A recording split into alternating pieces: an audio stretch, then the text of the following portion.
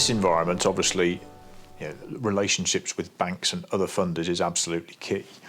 Where do you see the banks and funders playing their part? I mean, if you look back at, say, the 2007 crash, banks got very involved with their clients and tried to support them as best they could. I get the feeling from what I see is that the high street banks are maybe a little less involved these days, and have got much more credit policy issues around them, and the alternative finance marketplace is maybe trying to help a bit more. But what's your experience? At the moment, we're waiting to see, because pre-pandemic, one of the things we'd always explore with the client is if there's a difficult funding relationship or the scope for more funding to solve a problem so it doesn't become an insolvency issue, yet we'd encourage them to go and do that.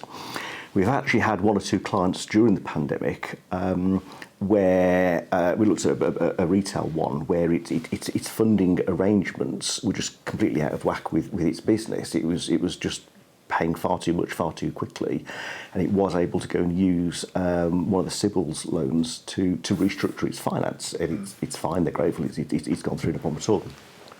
But we're kind of waiting to see at the moment, because an awful lot of banks obviously have supported and put in place either bounce back or Sybil's loans, and that kind of brings some structure already. There's the government imposed structure, so you've got your 6-year repayments, but you can stretch out to 10, you can take 6-month holidays.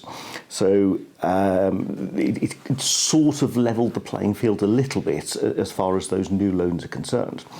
The bit that we don't know the answer to, we were wondering if you could help with this, is all pandemic loan arrangements put in place were great, they've served the purpose.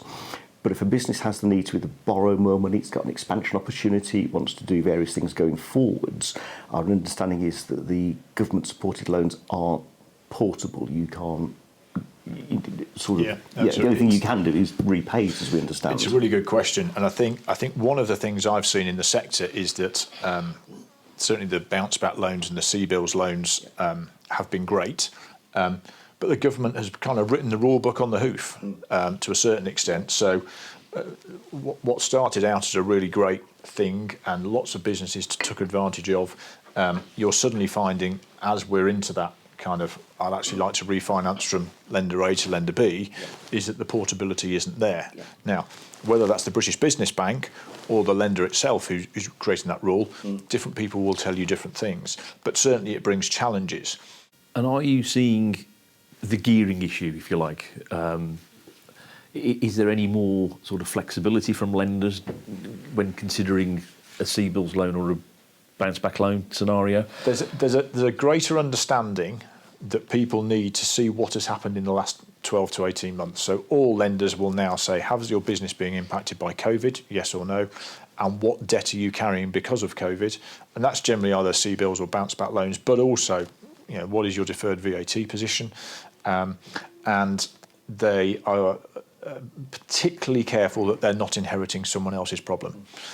So there is, come back to the point I made, the threshold of due diligence is that much higher because they don't want to be inheriting someone else's problem, and anything with a British Business Bank backing has got a particularly long and awkward application form to fill in that does require a fair amount of time just to show that the due diligence has been done correctly, because the acid test will come in years to come when banks may be claiming under guarantees given by the British Business Bank, and you will see a plethora of situations where the banks say you didn't do your due diligence properly, and therefore it will be thrown back to the lenders to start with. There will be a whole world of pain to experience on that over the coming years.